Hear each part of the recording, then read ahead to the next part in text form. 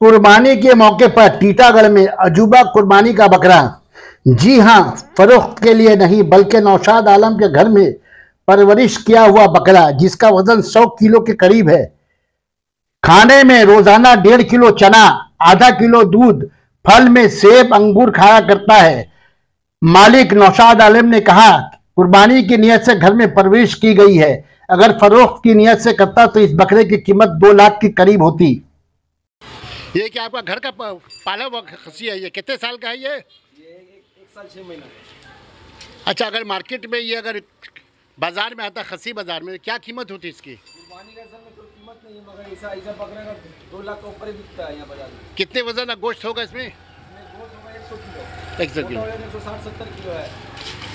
अच्छा, इसको परवरिश करने में क्या क्या खिलाए पिलाएं इसको, ये जो इतना तगड़ा हुआ? ये 1 किलो चना खाता है, 1 किलो चना, आधा किलो दूध और फल जितना सेब उब होता है, अंगूर सब खाता है।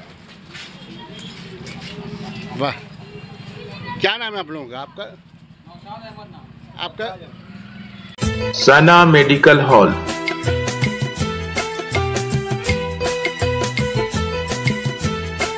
10% discount on every medicine. Oxygen cylinder also available.